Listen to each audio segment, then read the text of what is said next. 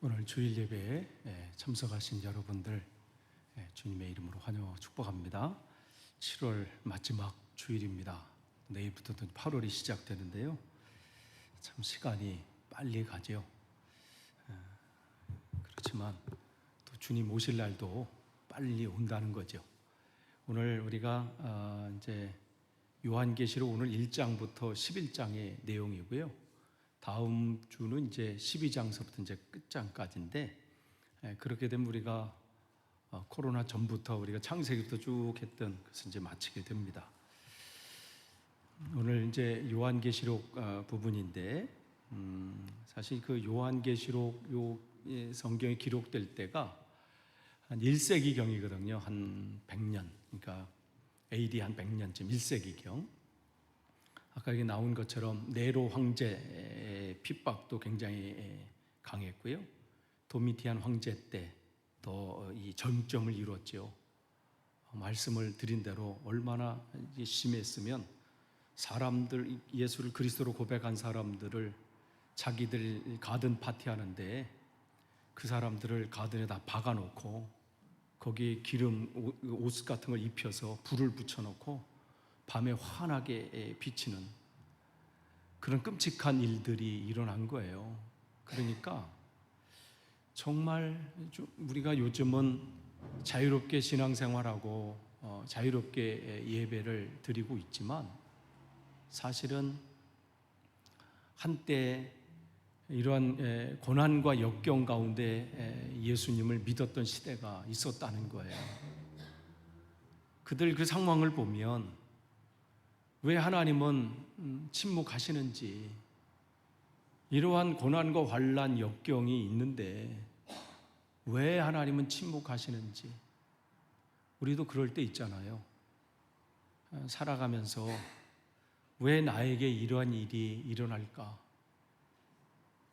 왜 많은 사람 중에 왜 나에게 이러한 어려움이 찾아오나? 이해 안 되는 일들이 우리 앞에 생길 때가 있어요. 이 일이 언제 끝나나? 끝날 수는 있을까? 이러한 가운데 이해 안 되는 일들이 일어나죠. 그럴 때마다 왜 하나님은 가만히 계시나? 왜 하나님은 침묵하시나? 더 나아가서 하나님은 살아계신가? 이렇게 믿음이 흔들릴 때가 있어요. 지금 이 시대가 바로 요한계시록이 쓰여질 시대가 바로 그랬습니다. 그 전에도 한 차례가 있었죠. AD 한 60년, 70년경에 그때도 고난이 이제 시작이 되고 막 이럴 때 하나님께서는 히브리서를 통해서 우리 믿음의 조상들을, 믿음의 선조들을 바라보자, 그러면서 그들을 격려하고 그러한 시대가 있었는데, 그 상황을 뛰어넘어서 이제는 감당하기 어려운 그런 상황 가운데 온 거죠. 그럴 때 주님은 오늘 이 요한계시록 이 말씀을 통해서 그 환난 가운데 있는 그 성도들을 위로하시고 다시 한번 새 힘을 주시기 위해서 이 말씀을 주시는 겁니다.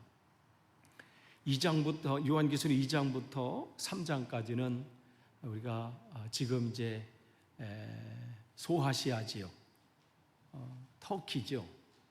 이름이 바뀌었는데 이제 그 이름이 입에 안 붙어.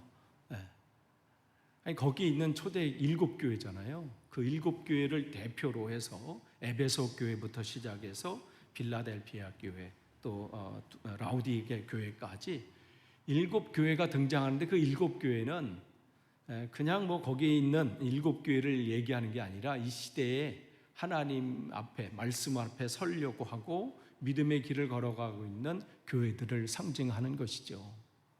근데 그 교회들 안에 내용들을 이렇게 보면 공통적인 게 뭐냐면 환난과 역경이 그들에게 있었다는 거죠. 진짜 하나님 말씀대로 살아가려고 할 때에 고난이 오는 거예요. 역경이 있어요. 참 신앙생활하는 게 쉽지 않아요. 정말 제대로 하려다 보면요, 어려움들이 생겨요. 근데 이제 그 안에 교회들 이제 이렇게 보면 에베소 교회, 이제 첫 교회가 이제 에베소 교회잖아요. 수고하고 인내함을 칭찬하셔요. 여러 가지 유혹 가운데서도 환난 가운데서도 정말 그 믿음을 지키려고. 그런데 처음 이 첫사랑을 잃어버렸다. 처음 가졌던 마음을 잃어버렸다. 또 책망하기도 하시고. 그 교회들 이렇게 보면 칭찬과 이제 책망들, 물론 뭐 서머나 교회나 빌라델피아 교회처럼 칭찬만 하는 교회도 있지만 어떤 교회들은 이제 칭찬하는 분도 있고 연약한 부분도 있어요. 그 유혹 앞에 무너지기도 하고 도덕적인 타락 앞에 자기들의 믿음을 제대로 하지 않고 내려놓고, 어떤 교회들은 그 믿음 가운데 제대로 가야 되는데 무관심한 교회도 있고. 그런 때 이 말씀 2장 3장을 이제 끝내면서 주님께서 우리에게 이제 새롭게 이제 4장을 시작하시죠. 근데 4장을 시작하면서 특징적인 게 뭐냐면 하나님께서 그 요한을 불러서 올리셨다는 거예요. 그래서 하늘 보좌에 앉아 계신 그 하나님을 바라보게 하시고 그곳에 세우셨다는 거죠. 그래서 4장, 5장이 이 요한계시록의 중요한 포인트예요.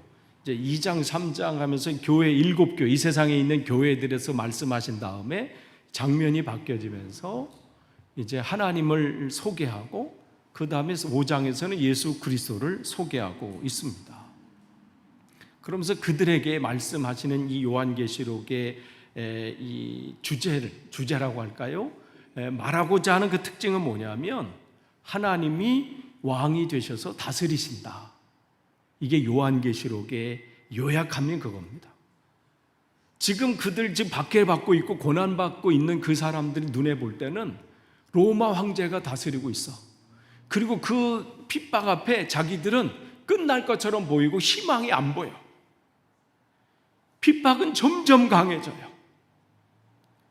그런 가운데 희망이 보이지 않는 그 가운데 하나님은 이 말씀을 통해서 내 눈앞에 보이는 환경이 너를 다스리지 못한다.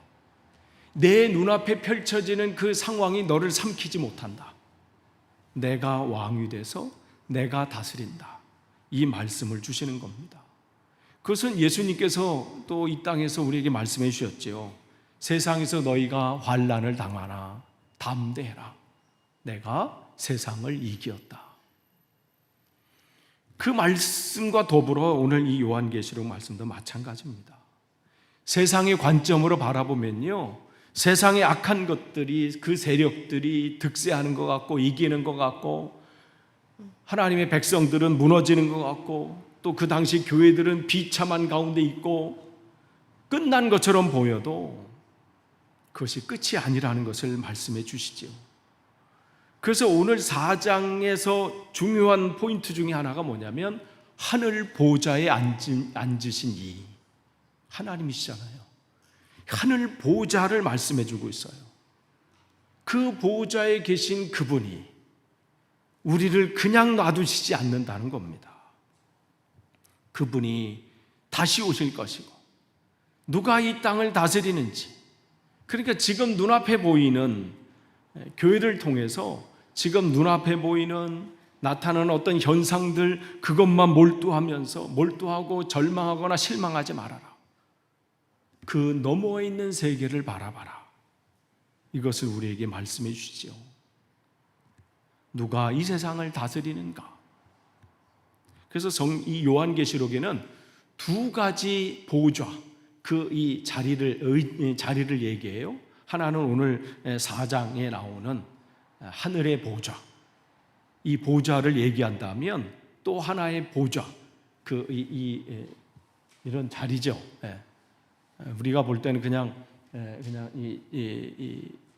일반 그냥 의자처럼 이렇게 생기지만 이게 처음에 이게 교회 나오면 이상한 것 중에 하나가 우리가 볼 때는 이제 뭐 탁자 같기도 하고 여기 있잖아요. 탁자라고 같기도 하고 무슨 책상 같기도 하고 이런 게 이해가 안 돼요. 근데 하나님 앞에 드려지면 이제 성물이 된다고 그래서 이것을 강대상 뭐 이렇게 얘기하기도 하고 이런 언어들이 있는데 보좌, 하나님이 앉아 계신 자리, 그걸 보좌 이렇게 얘기하는데 우리가 잘 아는 이 캐서드리알 이렇게 있잖아요. 세인트 폴 캐서드리알. 그것은 뭐냐면 거기 주교들이 앉는 의자가 있는 교회, 그런 뜻이거든요. 그러니까 거기에 보면 특별한 의자가 이렇게 딱 있어요. 거기는 사람 못 앉게 이렇게 딱 주교들만 앉고, 추기경이나 주교들만 앉거든요. 그래서 이게 특별하게 줄로 이렇게 그어놨어. 거기는 앉지 못하도록. 그런 데를 이제 대성당 뭐 이렇게 얘기도 하고 캐터드리아 이렇게 얘기하는데, 성경에는 이 요한계시록 두 개의 그 자리를 얘기해요. 하나님은 하나님이 앉아 계신 그 자리, 또 하나는 짐승의 자리가 있다, 이렇게 얘기를 해요. 그래서 4장, 5장, 또 6장서부터 이제 새로운 시대가 펼쳐지면서 고난과 역경이 일어나요. 그러면서 이 짐승들이 등장하면서, 즉 사단이죠, 그들이 이기는 것처럼 보여요. 그러나 그것이 끝이 아니라는 거죠. 그러면서 이 두 가지 보좌, 두 가지 자리를 계속해서 요한계시록은 이야기하면서 뭘 얘기하느냐, 누가 진짜 다스리는가, 누가 진짜 우리의 권세자이고 전능자인가, 이것을 말씀해 주는 거예요. 그러면서 요한계시록 3장 21절, 이 7교회에서 쭉 얘기를 했어요. 그들이 잘하고 있는 것을 칭찬하시고 못하고 있는 것은 말씀하시잖아요. 어떤 교회는 자기는 잘하는 것처럼 보이는데 너희들이 벌거벗은 것을 봐라, 믿음을 놓치지 않도록 해라. 나는 신앙생활 지금 열심히 하고 있는데요. 그렇게 얘기하고 있는 교회들도 말씀하시죠. 그거를 잃지 않도록 어디서 그걸 떨어져 있는지, 네 믿음이 떨어진 것을 다시 한번 주워서 그 신앙의 길을 제대로 가라 하면서 3장 21절에 이제 결론적으로 이제 교회 이야기를 쭉 하면서 결론 내린 게, 이기는 그에게 뭘 이긴다는 거예요? 하나님 주신 말씀을 어떻게 해요? 내 말씀으로 들어서 그 말씀을 붙잡고, 버려야 될 것은 버리고 붙잡아야 될 것은 붙잡고, 거기 7교회 내용들 이렇게 보면 우리들에게 주시는 말씀이거든요. 하나하나 이렇게 점검해 보면 거기에 내가 부족한 부분들이 있고, 내가 지금 이게 진짜로 제대로 가고 있는 건가 헷갈리는 부분이 있을 때, 이건 붙잡아야 되는 거구나, 이건 내가 버려야 되는구나, 그런 부분들이 쭉 거기 이 요한계시록 2장 3장 7개 교회 내용에 포함되어 있어요. 그 말씀을 내 말씀으로 듣고, 나에게 주신 말씀으로 듣고 그것을 붙잡는 사람, 그 이기는 거거든요. 우리가 승리하십시오 이렇게 얘기를 하잖아요. 승리한다는 게 뭐 이번 한 주간도 여러분 승리하십시오 그러면 뭐 어떻게 하는 거예요? 나가서 싸우는 거예요? 말싸움 해가지고 이기라는 얘기, 그게 아니잖아요. 내 마음에는 그냥 이 한마디를 그에게 쏘아 부어 주고 싶어도 어떻게 해요? 하나님이 갑자기 참아라, 속으로 막 불 끓죠. 근데 참아라, 참는 거, 그게 이기는 거예요. 그게 승리야. 그냥 누가 운전해 가는데 누가 확 끼어들었을 때 한마디 저걸 하면서 뭐 숫자를 막 18가지 막 세고 싶은 마음이 있지만 어떻게 해요? 참는 거. 그럼 그때 먼저 승리하셨다 이렇게 얘기하는 거예요. 왜 하다 보면요, 납득이 안 되는 인간들 있잖아요. 어떻게 저렇게 그냥 그렇잖아요.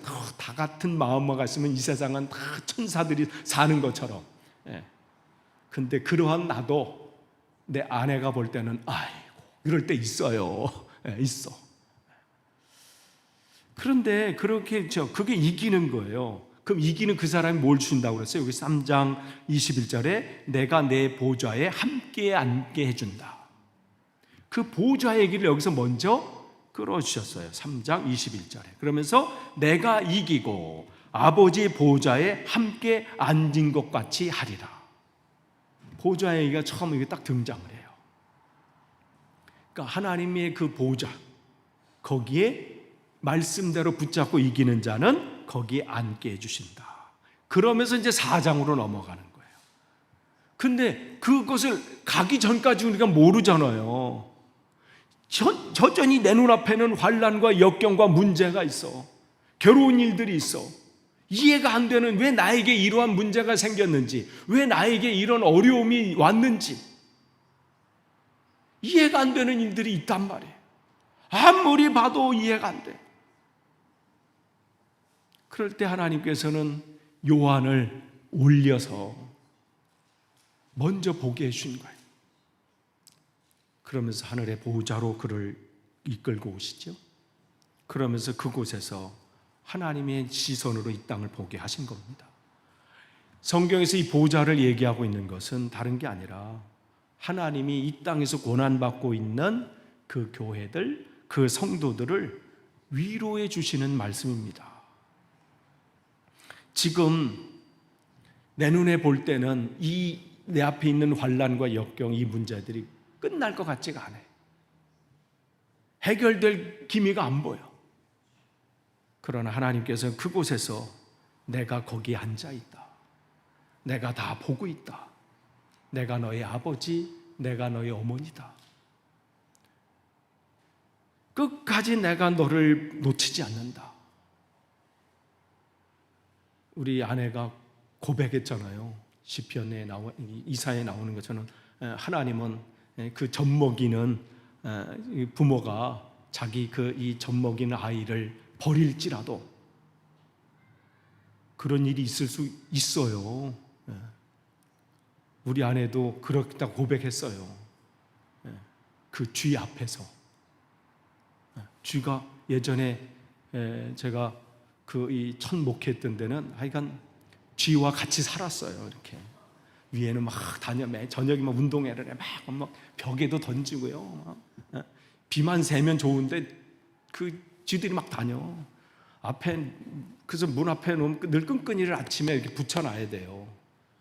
그래야 집사람이 나갈 수 있어요. 아내가 나갈 수 있어요. 그러면 아내가 세상에서 제일 그냥 그림만 봐도 치를 떠는 게 쥐예요. 이거 화면에 뭐 쥐 나왔다면 아예 못 봐. 그래서 그 영화나 뭐 쥐 나오면 그 영화는 아예 안 봐. 책 자체도 못 봐요. 그림.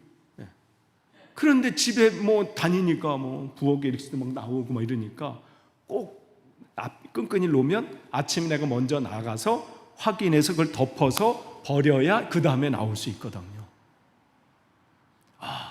참 많이 잡았어요, 제가. 그래서 쥐 보면 이제 별짓도 안 해. 쥐 오면 오나 보다. 여기는 귀엽긴 하지. 여기는요, 요만한 거. 한국 거 보세요.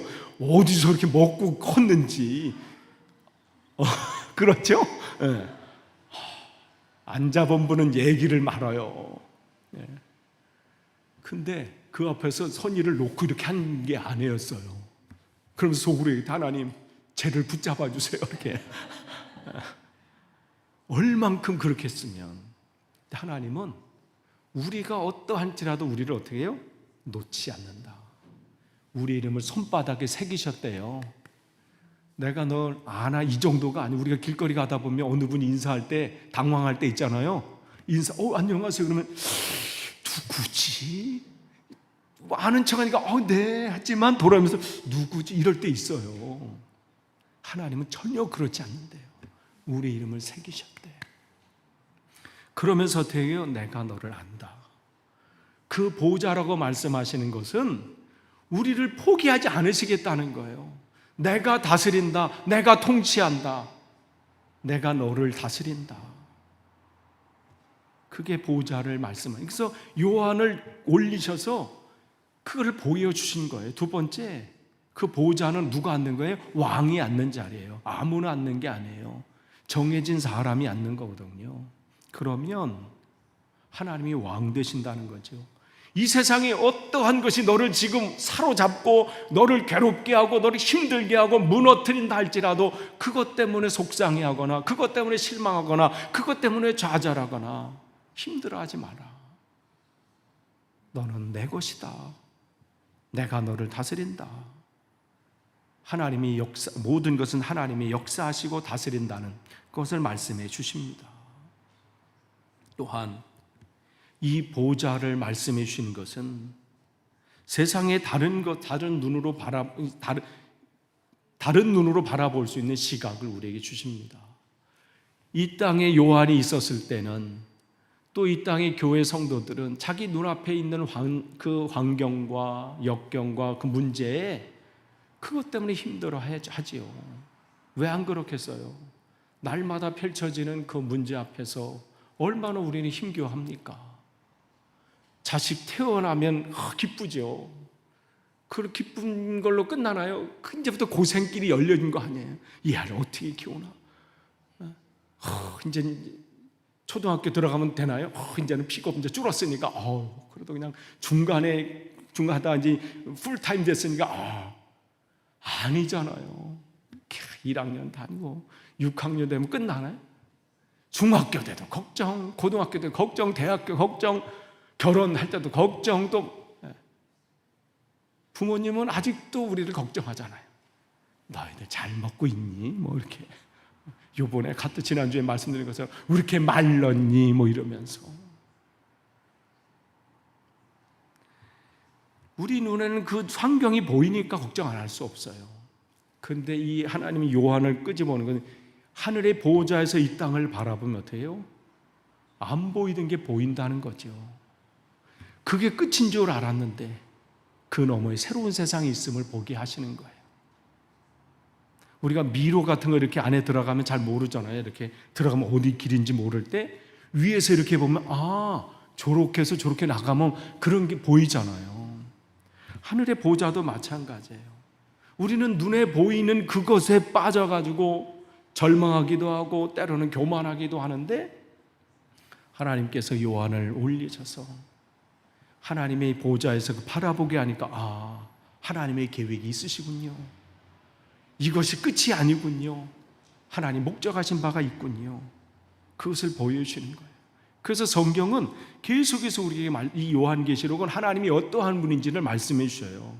요한계시록 거기 보면 1장 8절에 보면 그 시작하면서 이런 말씀을 하십니다. 거기 보면 나는 알파와 오메가다. 이 얘기는 뭐예요? 요한계시록 21장 6절에 보면 처음과 나중이다. 이렇게 해석을 해주잖아요. 알파와 오메가, 처음과 나중이다. 사람들이 뭘 하는 것 같고 끝을 맺는 것 같지만 아니다. 시작도 나고 끝을 맺는 것도 나다. 하나님이 시작하셨으면 어떻게 해요? 하나님이 끝을 내신다. 그것을 보여주는 거예요. 하나님이 말씀하신 거나 약속하신 것은 하다가 중간에 흐지부지 되는 게 없다. 하나님이 약속하신 것은 반드시 이루어진다. 알파와 오메가 자신은 어떠한 분인지를 고난받고 있는 그 교회들에게 말씀해 주시는 거예요. 내가 처음과 나중이다. 그래서 성경은 하나님이 천지 창조, 세상의 모든 것을 만드신 그 하나님이 요한계시록 21장이 뭘로 끝나요? 새하늘과 새 땅으로 끝나죠. 그러니까 시작하신 하나님, 그 하나님이 끝을 그렇게 맺으시는 거예요. 그래서 성경은 이렇게 합치면 딱 맞아져. 시작하신 하나님이 끝을 이렇게 맺혀주는 것이죠.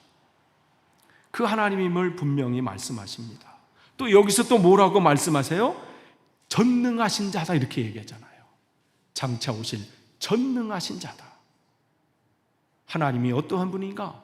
그냥 보좌에 앉아 하셔서 그냥 구경만 하고 계신 분이 아니라 그분은 시작하셨고 끝을 맺는 분이시고 또한 그분은 전능하신 분이다.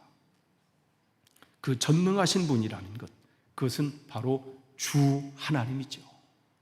그래서 그 성경은 우리에게서 다른 곳에서 어떻게 하면 아브라함의 하나님, 이삭의 하나님, 야곱의 하나님 계속해서 그런 말씀이 반복이 돼요. 거기 하나님은 무슨 뜻이에요? 힘이란 뜻이에요. 파워. 엘로힘. 그의 복수가 엘로힘이에요. 그럼 복수가 하나님들이라는 얘기가 하나님이 여러 명이서 그 얘기가 아니라 사람들이 힘으로 삼는 게 있잖아요. 어떤 사람은 돈이 그 사람의 힘이에요. 어떤 사람은 그 자녀가 그 사람의 힘이죠. 어떤 사람은 권력이 그 사람의 힘이에요. 그런데 아브라함과 이삭과 야곱은 어떤 사람이라는 거예요? 하나님을 그러한 다른 사람들이 하는 그 힘을 다른 게 아니라 하나님을 그 삶의 힘으로 삼은 사람들. 전능하신 하나님이 불가능함 없음을 고백하면서 살았다는 것이죠. 그래서 요한계시록 우리에게 말씀하십니다. 지금 눈앞에 보는 이 로마 황제들이나 너를 핍박하고 있는 군인들이나 너를 괴롭게 만드는 그 사람들을 바라보지 말고 전능하신 하나님을 바라봐라. 시작한 내가 끝을 맺는다. 하나님의 때에 하나님이 이루신다. 또한 마지막으로 요한계시록 1장 8절에 뭐라고 그래요? 이제도 계시고 전에도 계시고 장차 오실 자. 이 세상이 끝이 아니다. 다시 그분께서 오신다. 구름 타고 나팔 불 때 그분이 오실 때를 기억해라. 하나님이 영원히 존재하시고 그 존재하시는 분은 시작과 끝이 없는 분이시지만 또한 어느 때에 하나님이 약속하신 것을 이루신다. 그 말씀을 하십니다. 끝을 맺습니다. 요한계시록에 나와 있는 교회들, 그 당시의 교회들을 보면 정말 막막하기 그지없는 교회들입니다. 하나님이 과연 살아계신가? 왜 하나님이 살아계시면 왜 이 교회 성도들이 고난받는 것을 침묵하실까? 이해 안 되는 일들이 제 앞에 펼쳐질 때마다 그 앞에서 절망하고 하나님 앞에 부르짖지만 응답이 없는 그 상황 가운데 하나님이 이 말씀을 통해서 다시 한번 그들을 위로하시고 하나님의 때에 하나님께서 이루신다는 말씀을 주십니다. 우리가 지금 이 신앙의 길을 걸어가고 있을 때 하나님의 때가 분명히 있습니다. 하나님 우리를 결코 버리시지 않으십니다. 하나님이 예비하신 때에 하나님의 것으로 채우실 겁니다. 우리는 끝까지 그 믿음을 가지고 세상의 현상과 환경을 바라보는 것이 아니라 하늘을 바라보는 거예요. 이스라엘의 속담에 동서남북은 다 막혀도 하늘은 언제나 열려 있다는 속담이 있습니다. 여러분의 삶 속에 동서남북이 다 막혀진 것처럼 절망스러운 상황이 올 수 있습니다. 그런 환경이 여러분을 짓누를 때에 여러분 보좌에 계신 하나님을 바라보길 원합니다. 그분이 나의 아버지가 되시고 나를 끝까지 책임지시고 세상 끝날까지 나와 함께 하신다는 것, 그리고 하나님의 때에 그분이 다시 오셔서 이 땅에 있는 성도들을 하나님이 다시 붙잡고 계신다는 것을 기억하시고 이번 한 주간도 승리하시기를 간절히 축원합니다. 기도하겠습니다. 하나님 감사합니다. 오늘도 하나님 말씀을 주셨습니다. 말씀 가운데 다시 한번 새 힘을 얻기를 원합니다. 이해 안 되는 여러 가지 상황 가운데 주님을 바라봅니다. 어느 곳에서도 위로받지 못하고 누구도 나를 이해하지 못하고 그 환경이 왜, 그 어려움이 왜 내게 지금 찾아왔는지 이해가 안 되는 그 상황 가운데서도 주님을 바라보기를 원합니다. 나를 차선이 아니라 최선의 길로 인도하시는 그 하나님을 바라보고 끝까지 승리하도록 인도해 주옵소서. 예수님의 이름으로 기도하옵나이다. 아멘.